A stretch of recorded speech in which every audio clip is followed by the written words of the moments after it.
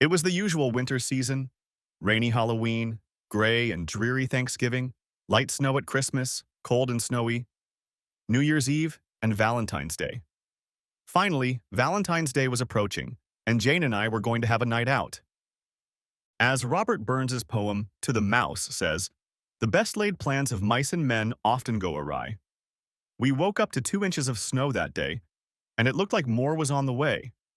By 12, a full foot had already fallen and everything was closed. Linda got to the kids before I did, so when I got home, I realized that our Valentine's Day date was now off. Linda, even though we can't go out, why don't you show me that new dress you were going to wear? Jim, you know you'll only see it when you ask me out. Ever since Linda was in middle school, she had loved to sew. She enjoyed sewing clothes for herself, and when Emma was born, she enjoyed sewing things for her. Anyway, she had a new dress and I wanted to look at it, but there was no soap. So instead of work clothes, we changed into comfy sweatpants and went for an evening walk with the kids. They ended up canceling work for all but the most essential employees, so we ended up with a 3.5-day weekend. I tell you, I think I can recount every word of Frozen. We've watched it so many times. Emma, with Tommy in her arms, stood in front of us and said, "Mommy, Daddy, this was the best weekend ever." They both climbed into our laps and started hugging and kissing us. We hoped it would never end. Sunday they cleared the streets, so they had to work again on Monday. The weather turned bad again and started to clear up, but I would have been glad if February was over. Monday evening, as we were getting ready to check in, Linda's phone rang. She looked at the display and said she had to answer it. She got up and walked around the room, smiling broadly. After hanging up, she walked over and said, "It's Dee." And she said that since this month has been so dreary and there's an extra day in February this year, we should celebrate the end of it by going out and wishing him well. The 29th is a Friday. We could get a room at the Madison, eat at their restaurant, and then go down the street to a club that one of the guys Dave works with says is very popular. They have a band playing on Fridays, and if we stay at the Madison, there is no cover charge. Isn't that a great way to say goodbye to this month? Phil and Jane have assigned Mrs. Porter to watch their 2 children, and she said she'd love to watch ours too. We can pick them up on Sunday on our way to see Mom and Dad, so we'll have 2 nights of play, one in Madison and one at home. I wanted to hold back and make her sweat a little to see if I could have more fun, but looking at her pouty lips and pleading eyes, I gave in. You know I'm willing to do almost anything for you, baby. Of course we can go. With less than 2 weeks to go, we had to do everything at a fast pace. We booked a room, Dee took care of the restaurant and club reservations. Linda's excitement made me cringe.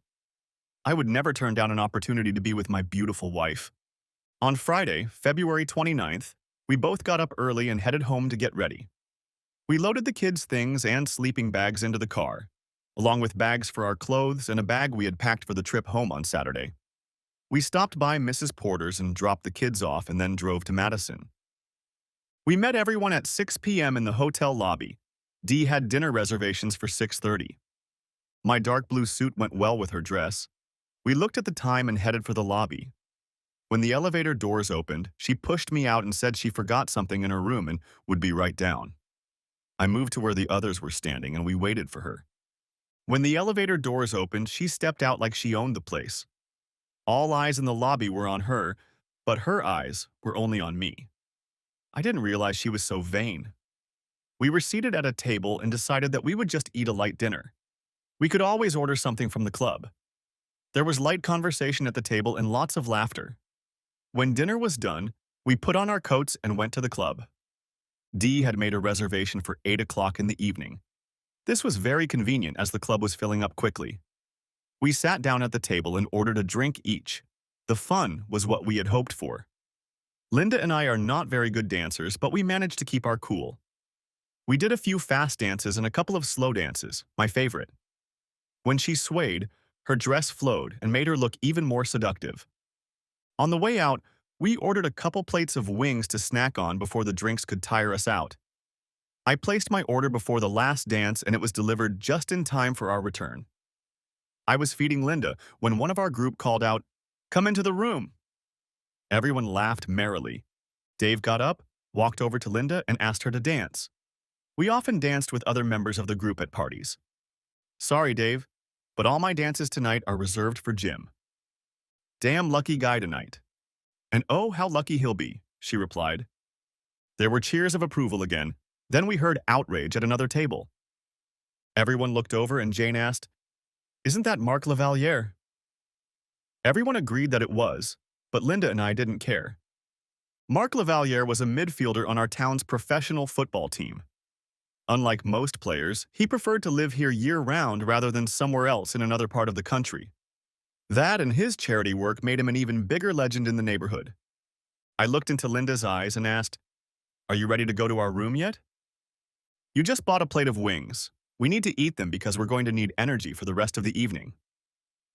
Suddenly Dee said, "Look, he's heading this way."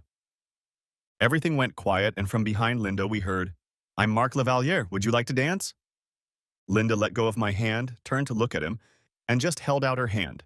As she got up to leave, Dave said, "I thought you said all your dancing was just for Jim. Now I'm really jealous." This elicited another round of laughter from everyone but me. She followed him onto the dance floor as if she was in some kind of trance. They did their dance, and just when I thought she was going to get up, she stayed on the floor. I started to get up, but Jane caught my arm and said, "It's only a dance, Jim. Let her do it once." I backed off, but that one time turned into a third, then a fourth. The conductor, who seemed to be taking Lavaliere's example, began a slow song. Linda pressed her whole body against him as if he owned her. When the second slow song started, I stood up again, but this time Dee grabbed my hand and pulled me tightly to him. "It's just one night, Jim. Leave it at that," she said. Her words confused me. I thought she was talking about the dance. Lavaliere lowered his face to Linda's face and whispered something to her. She looked up and nodded. Lavaliere looked at the band leader, nodded, and when the song ended, Linda went back to the table. When she returned, I whispered in her ear, "Maybe it's time to move the next dance to our room."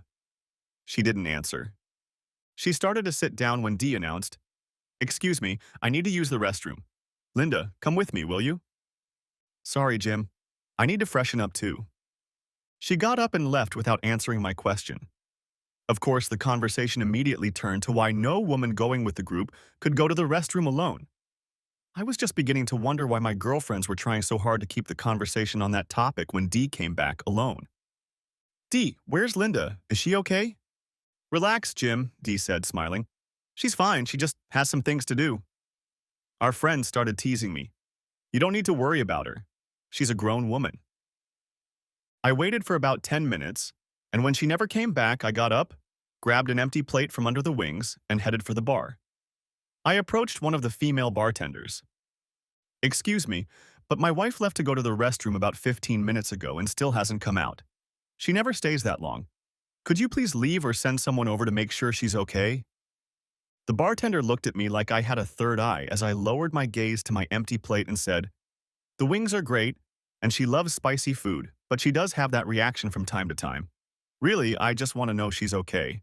She's 5 feet 3 inches tall and has brown hair." A voice came from behind me. "She's fine, you don't need to check on her." It was Dee. Looking at the bartender, she said, "It's fine, I'll take care of it." I wondered why the bartender looked like she sympathized with me, turned and walked back to the bar. "Where is she, Dee? She went to the bathroom with you and now I don't know where she is." "Let's go to the end of the bar. We can get some privacy there." She dragged me downstairs where we were alone. She looked me in the eye and said, "Jim, Linda loves you. She loves you and the kids more than anything in the world, and she always will, and you know it. But she's going to spend tonight with Marc." So on what was supposed to be a special night for us, she left me for some asshole jock. I looked at Dee, growling those words. "Jim, she didn't dump you. She's coming home to you tomorrow, and you'll have many more special nights together." She didn't even have the guts to tell me to my face that she was leaving me. She just slipped out the back door. "Jim, listen to me. She didn't leave you." "Well, if she didn't leave me, then where the hell is she? She's certainly not with me now, is she?" I spoke louder and louder, and I didn't care who could hear me. "Please calm down. People are looking at you. Look, I know this is hurting you, but it's just today. Linda knows, we all know you're the only man for her and always will be. You're a good guy." I couldn't take any more of her condescending ramblings. I turned and headed back to the table. As I approached, everyone fell silent. Dee sat down, and I stayed standing. I looked around the table. All the worms were squirming. A little loudly, I said, "When our little group first started getting together, we all talked about the sanctity of marriage.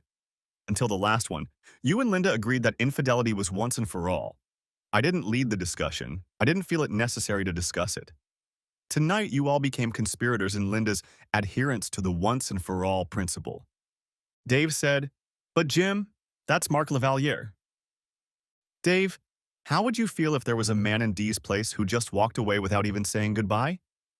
How would you feel if you had to go home and tell your kids that their parents were getting a divorce? Oh yes, you don't have young children who might feel the consequences.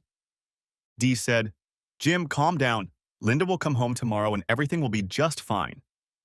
Dee, you open your lecherous mouth again and I will sink my teeth into your throat. Okay, Jim, you can't talk to my wife like that.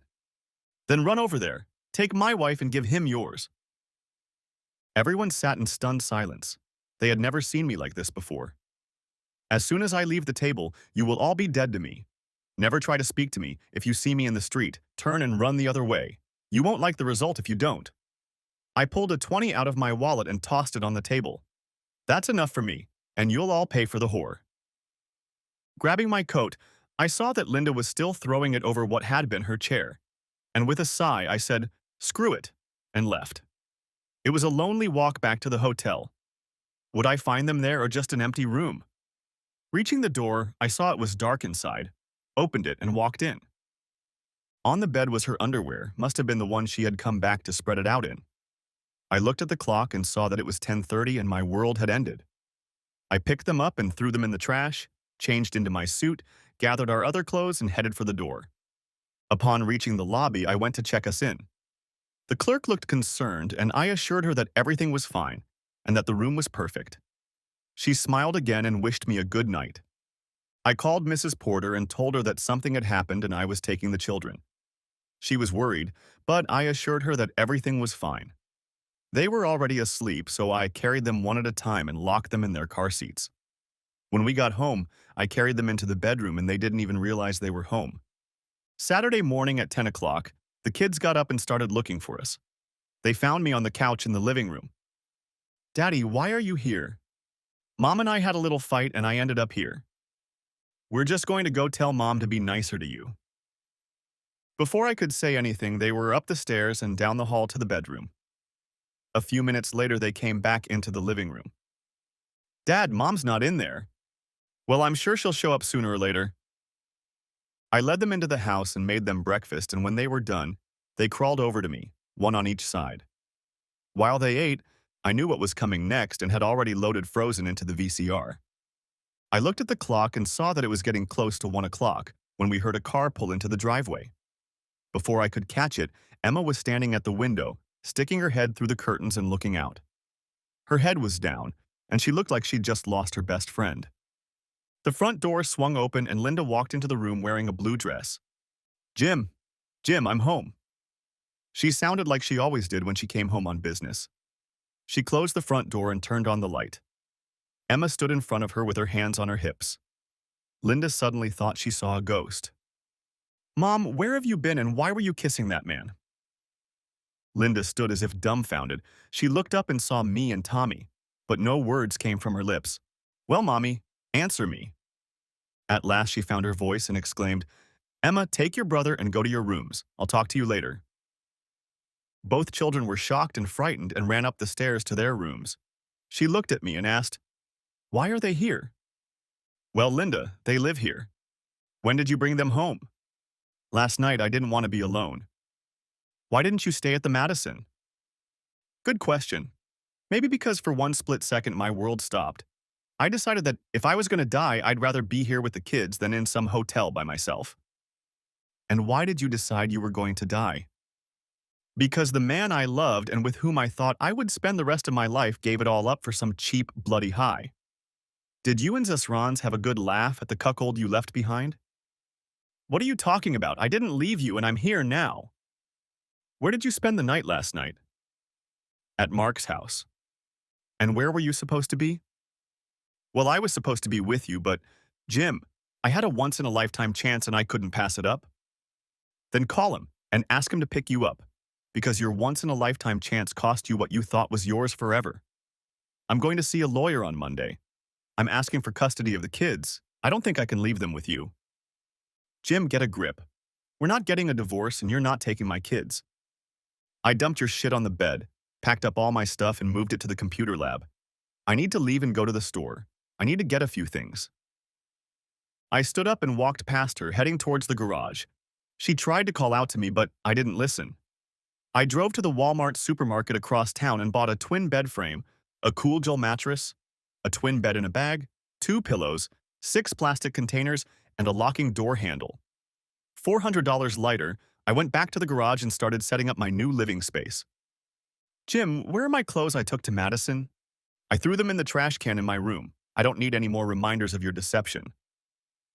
As I hauled the stuff into the home office, Linda asked what I was doing. It was pretty stupid after her antics the night before. After getting everything into the room, I started putting it all together. First the bed frame, then the mattress while I changed the lock. After putting the clothes in the drawers and making the bed, I noticed it was 6:30. I walked out, closed the door, locked it, and went to find the kids. They were in Emma's room, huddled together on her bed. Hey, have you guys eaten yet? They both shook their heads and I asked, where would you like to go? We had a running joke in our house since I first met Linda. We went to Wendy's on our first date, so both kids shouted, to Wendy's. Put on your boots and jackets and let's go. They were ready in a flash. I decided to take them inside to eat.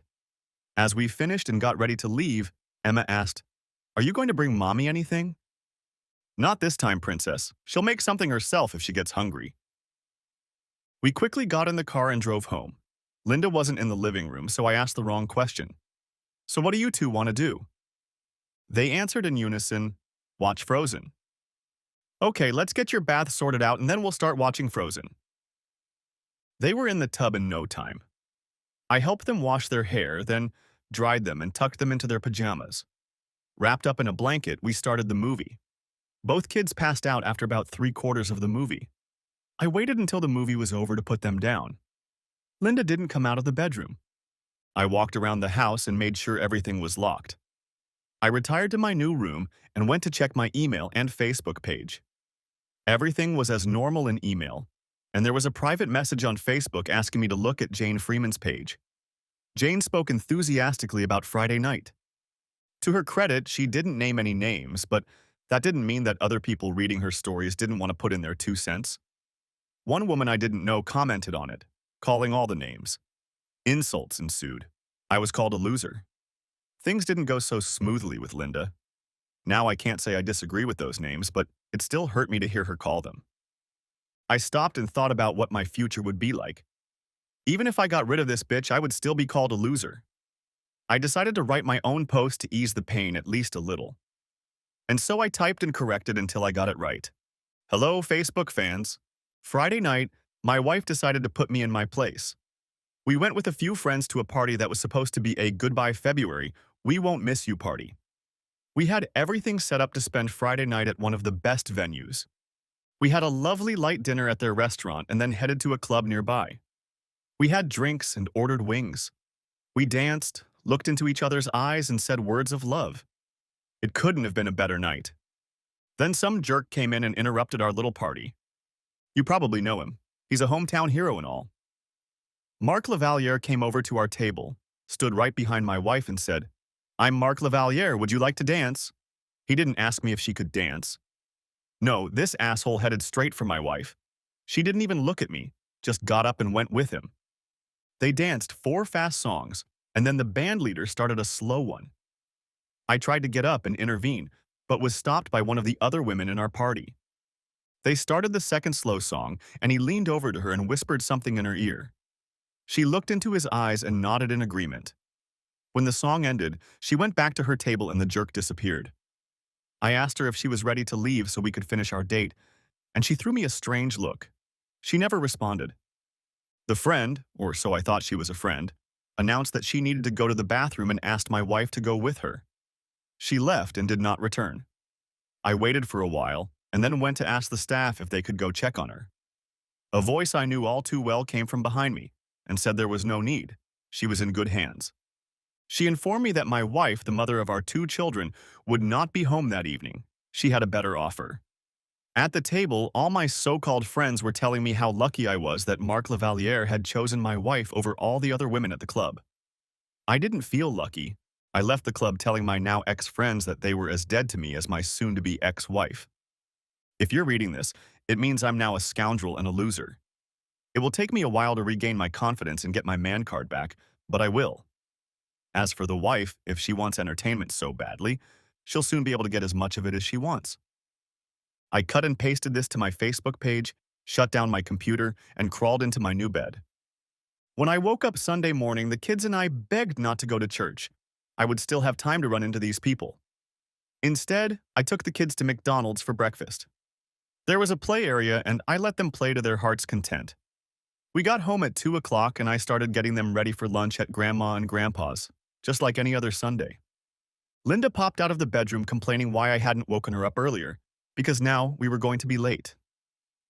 Do you really think your mom cares that we're going to be late? It doesn't matter. Why should she put off dinner just for us? The ride to her parents' house went smoothly. The kids didn't even squeak. When we pulled up to the door, she checked again to make sure everything was okay and knocked. Her mom opened the door with a shocked look on her face. "Are you okay, Mom? And is Dad okay? We didn't think you were coming today. Aren't you supposed to be with your boyfriend?" "Mom, I'm a married woman. I don't have a boyfriend." "That's not what we heard." "Who told you that?" "My friend Betty told me. She read it on Facebook." She said, "Who started this nonsense?" "She read it on Jane Freeman's Facebook page. We still didn't believe it, so we read it ourselves. We went to your page, but there was nothing there." "I haven't gotten on the computer yet today." "Then we went to Jim's page, read his story, and decided you wouldn't show up there since he's a basketball player?" Linda looked like a fish out of water and couldn't speak. "Actually, Mom, he's a football player, but he's still an asshole," I said. "Are you really planning on divorcing her?" I only nodded, and then Emma exclaimed, "And yesterday afternoon she kissed him in the driveway." Linda almost fainted. Finally, she said, "Mom, we're going home. I think we need to talk." We turned and walked to the car. On the way, she turned around and asked Emma, "Why did you say that?" "You always told me not to lie, Mommy, and you lied and it was wrong." Linda turned away and didn't say anything else during the trip. When we got home, she jumped out of the car and left me to watch the kids. Emma was whimpering, and I told her that she hadn't done anything wrong. When we got into the house, Linda was nowhere to be seen. I suggested we watch a movie with them, and that calmed them down. I fed them, bathed them, and sat down to watch Frozen again.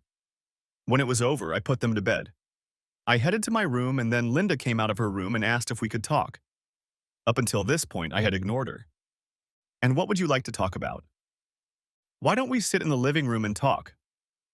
"Sure, why not? It doesn't make any difference where we do it." We walked in. I sat down on the couch. She sat next to me. I stood up and moved to a chair. "Jim, I'm the same as yesterday. Why are you acting like this?" "Tell me, Linda. If you're the same as yesterday, then you're a lying whore who had no trouble making a fool of her husband in front of the whole town. Is this the man you're talking about?" "Okay, I misspoke. It was supposed to be Friday." "Oh, the one who said she loved me and then left without a word to have fun with some jerk, that whore?" "Look, Jim, stop calling me names and making beautiful things look bad. Beautiful means leaving me standing at the table waiting for you to come back from the bathroom with your snake girlfriend who thought nothing wrong when she helped you sneak out the back door with that asshole? Jim, check your ego. It wasn't as bad as you say.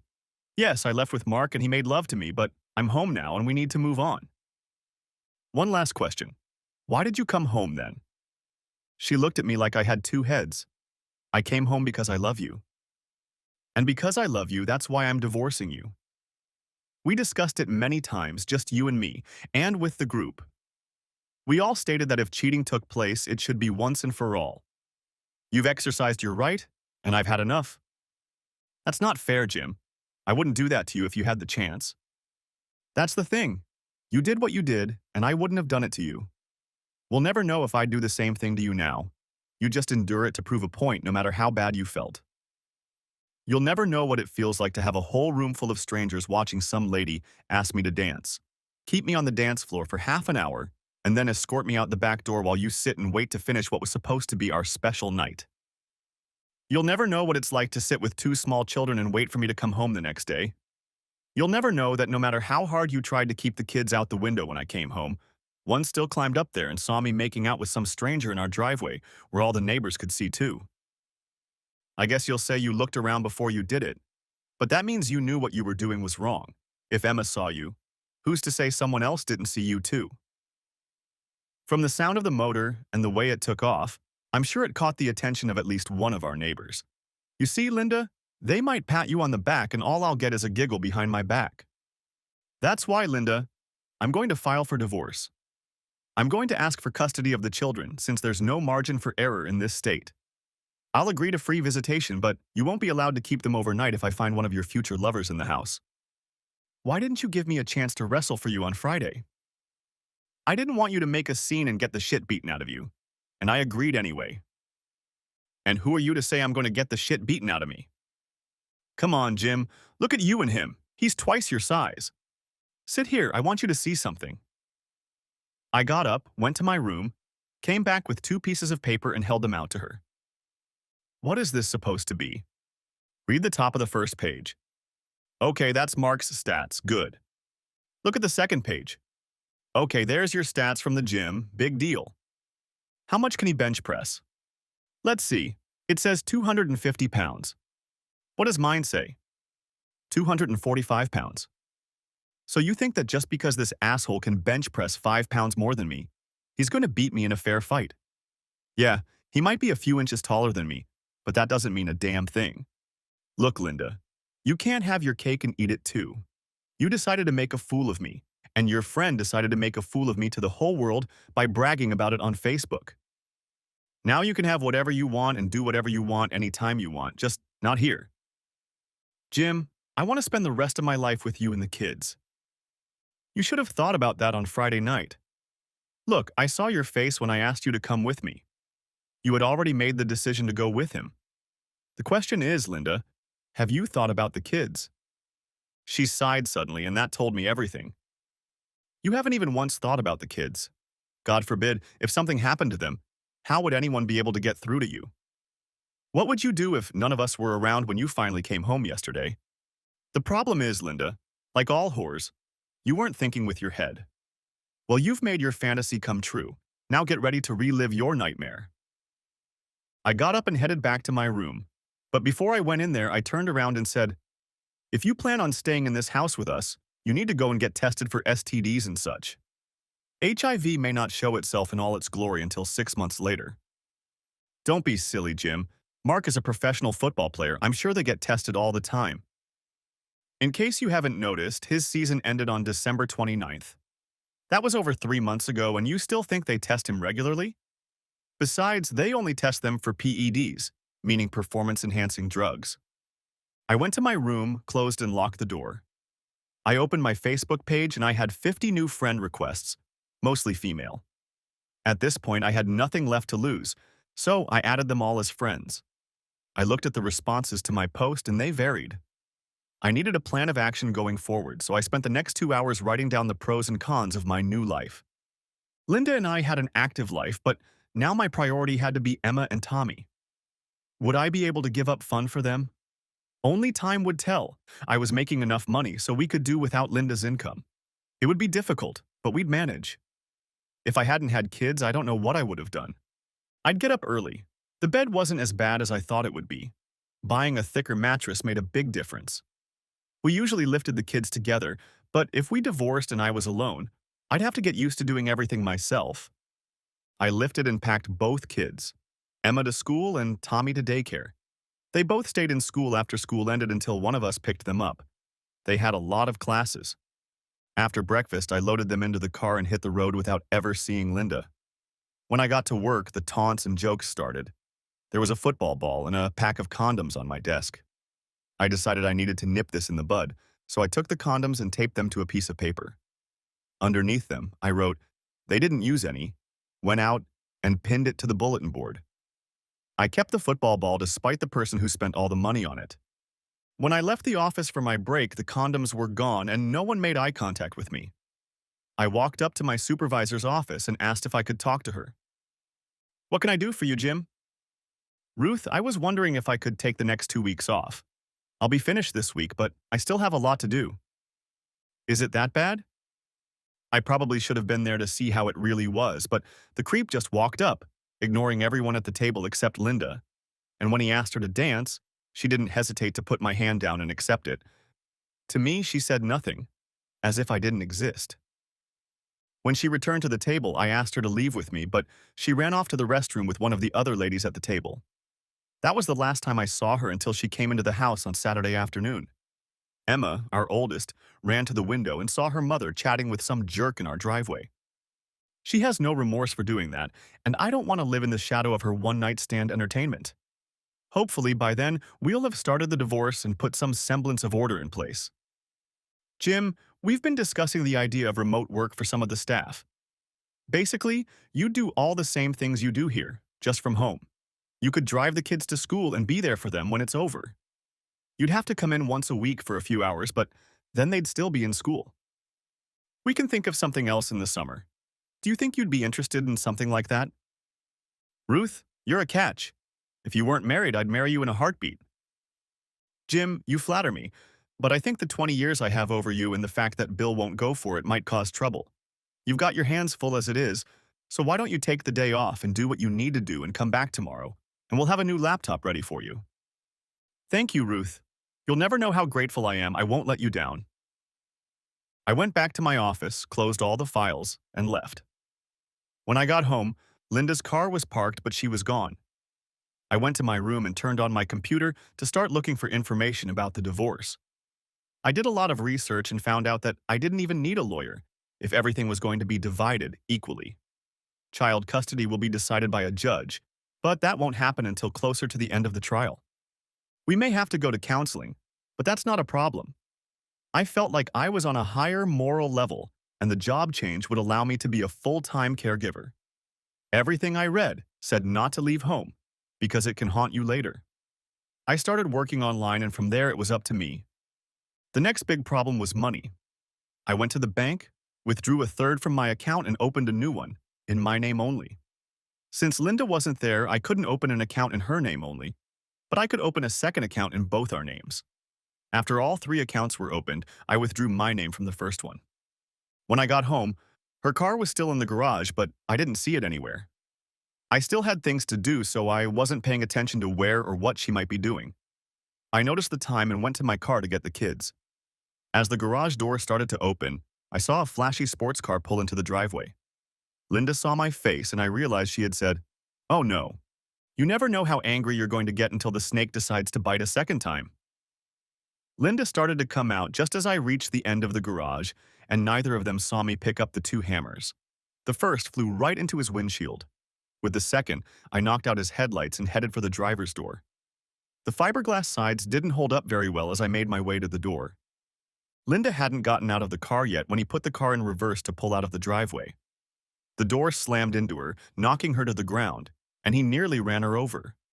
Once outside, he put it in gear to get out of the way, but not before a second hammer crashed into the back of the car. Finally, he managed to pull himself together and disappeared around the corner. I looked at Linda lying on the ground and realized her leg was broken. I went out and picked up my hammer, went back and picked up the other hammer and put them away. I went out and picked her up and put her in my truck. As I was taking her to the hospital, I called her mom and asked if she could pick up the kids. "What's wrong, Jim?" "Well, Mom," I told her the story. "Apparently she has a broken leg and who knows what else. If you and Dad can take the kids, I'll pick them up as soon as I can." "Do you want us to come to the hospital?" "Not yet. If she has to be left behind, I'll call and let you know. If the police show up, who knows? I love you guys no matter what happens." "We love you too, Jim." At the hospital, Linda was still in shock, so the only one who could say anything was me. They looked at me with suspicion, as if I had done it, so I threw caution to the wind and told it like it was. They still considered it a crime and wanted to report me to the police. After they took my statement, they couldn't decide what to do. The asshole wasn't around to press charges against me, and if they did, the main character would be in trouble for the hit and run, so they left it at that for now. I gave the hospital my insurance card, and for all practical purposes, it was filed as a home accident. They wanted to keep her overnight in case of a concussion and threw me a nasty look when I said they could keep her overnight. I drove to her parents' house and picked up my kids. I told them what room she was in and then took the kids to McDonald's for dinner. After putting the kids to bed, I went back to Facebook to write about my journey into loneliness. I wrote, "If the big football hero wasn't happy enough, today he decided to dip his wick again. I really don't know how much more I can take before I lose my mind." Some will say I threatened him, but all I said was that I couldn't take it anymore.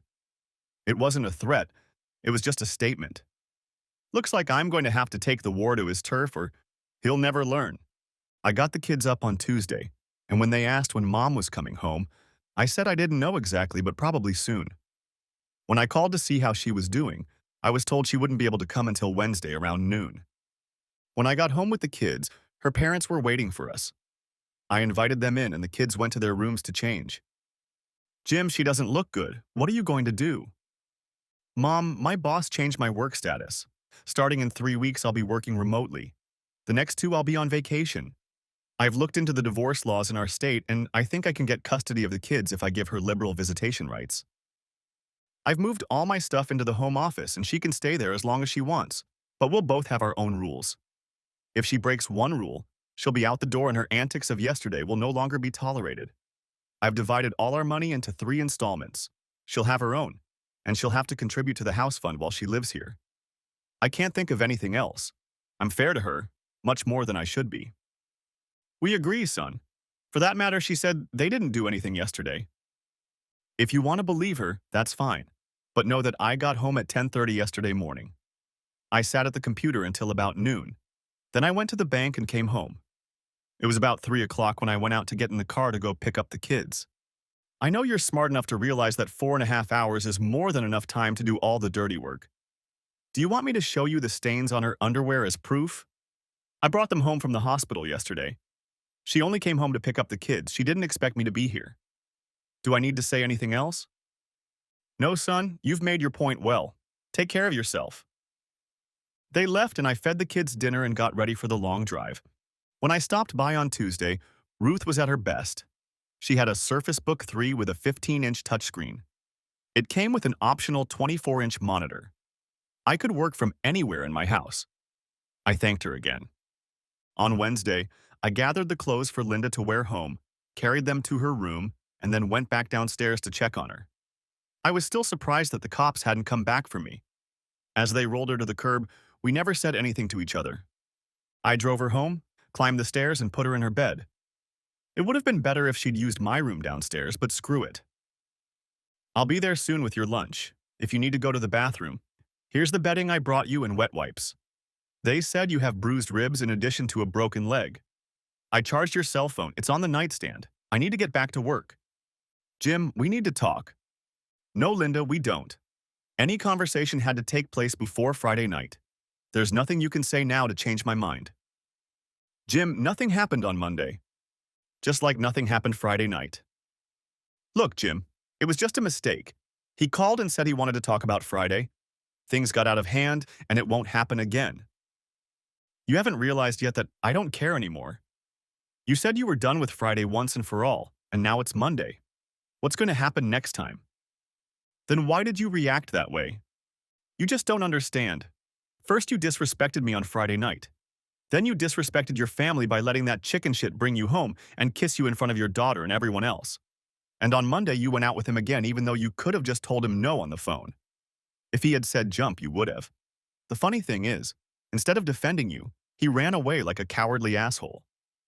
How long do you think you would have been lying in the road if I hadn't taken you to the hospital? Linda, I don't have the strength for you anymore. I'm going to get you back to normal, but if you plan on staying here, you're going to have to keep paying your share.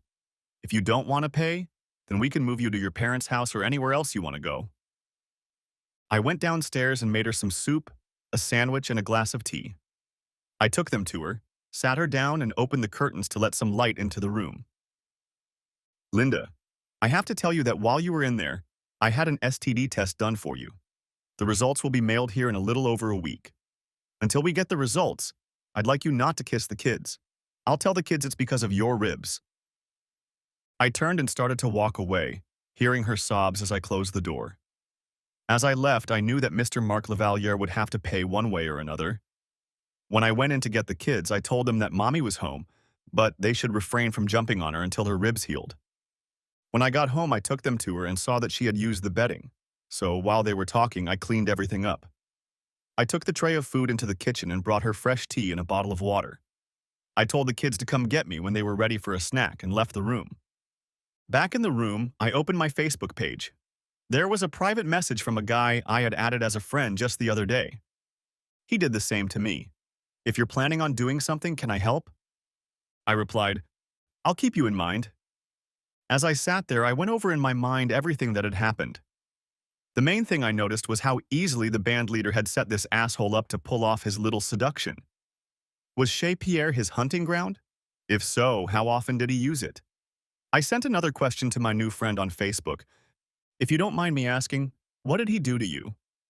I didn't specify exactly what I wanted to know in case it was just a person looking for something to feel part of the group. He answered quicker than I expected. "I was out with my wife and a couple friends. It was a Friday night after New Year's Eve. My wife is good looking, but not stunning. However, she was one of the best that night. She went dancing with him and did not return to the table. He left her at our house Saturday afternoon. As they were leaving the club, the rest of our group told me how lucky I was that he chose my wife. Since then, life at home has not been good." I sent a reply, "May I ask where it happened?" "At Chez Pierre," he replied. I wrote back, "I'll contact you if I remember anything." It seemed to be a pattern and a hunting ground. This Friday, I decided to check things out again. I looked at the clock and realized it was time to go to dinner. When I returned upstairs, I found both kids lying on either side of her and sound asleep. It really hurt me to think about what she had done to our family. The rest of the week went by in a repeat of the previous day. Thursday afternoon, I bathed Linda with a sponge bath, but avoided her intimate areas. I'm sure she thought that, given my concern for her, I could forgive her as well. But that was very doubtful. Friday night, I put the kids to bed, went to my room, changed into one of my suits, and went to Chez Pierre. I paid the entrance fee and went inside. I walked into the restaurant. It was 9:30. He was sitting at the same table as the last time I was here, and he acted like he owned the place. The band came out to play again, and he got up, crossed the room under the stares of everyone there, walked over to a pretty girl and did the same thing he did that night. He took her to the dance floor, and it was as if everyone else gave way to him so he could be alone. I watched the band leader, and just as I suspected when the asshole nodded his head, the next two songs were slow. A whisper in my ear, a nod to the band leader, and when it was over, she left the dance floor. From where I was sitting, I could see them both. He grabbed his coat and headed out the back door. She grabbed her purse and headed for the restroom, never to return. I got up, threw a 20 on the counter, and left. The weekend went well for me and the kids. We watched a lot of, and yes, you guessed it, Frozen. I checked on Linda about every 4 hours, never saying more than necessary. Every once in a while, I'd hear her phone ringing, but that didn't bother me anymore. That is until Sunday afternoon when Dee knocked on the door. "What do you want, bitch?" "Jim, that's no way to talk to a friend. I'm here to see Linda." "Well, slut, we have two problems. One, I've already told you I don't want to see you again or I might hurt you.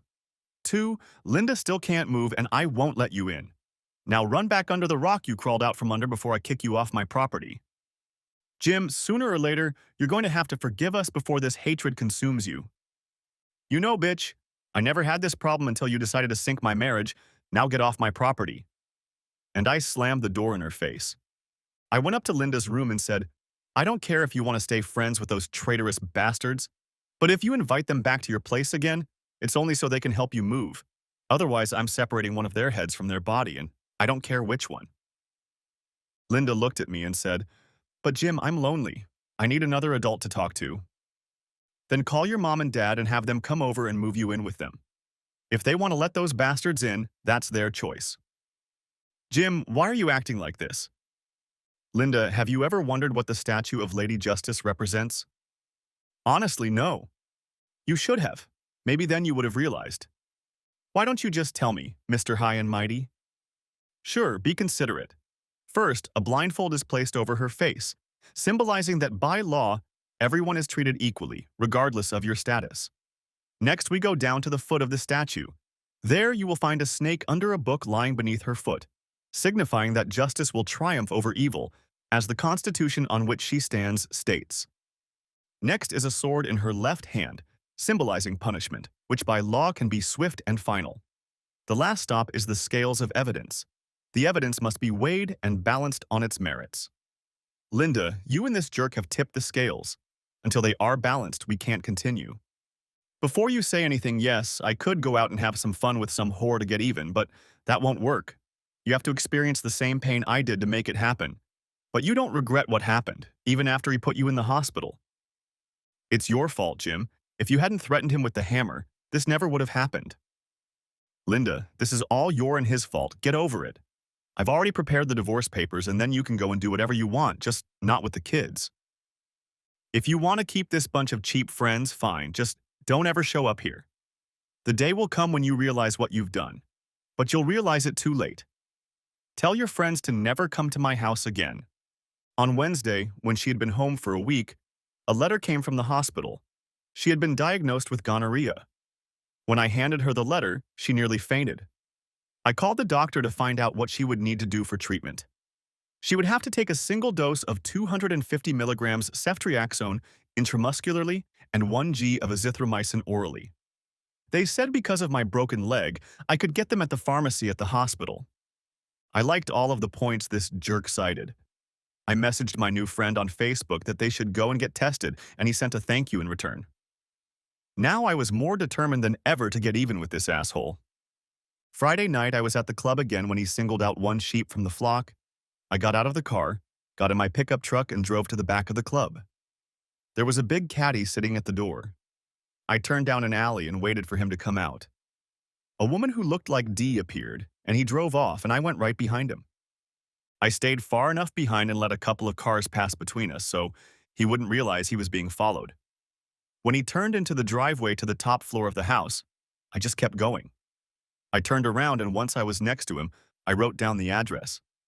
Upon reaching the house, I went to the county register office and entered the numbers. The house belonged to some charitable organization, and when I looked it up, it was listed as the CEO. As befits a scumbag, he was running everything through the charity so that if anything happened, his money wouldn't be touched.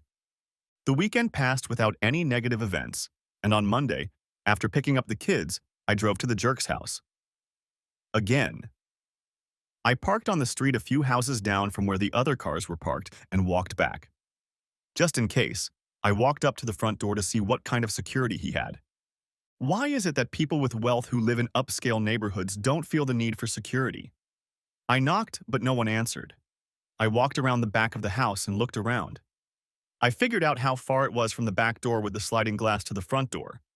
I found where his electrical box was and then walked back to my truck and drove home.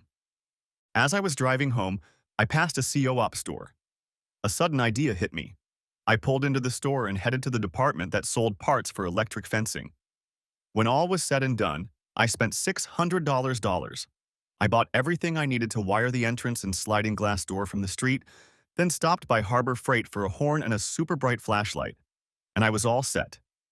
Now everything depended on Friday night. As the week progressed, Linda seemed to get more and more depressed.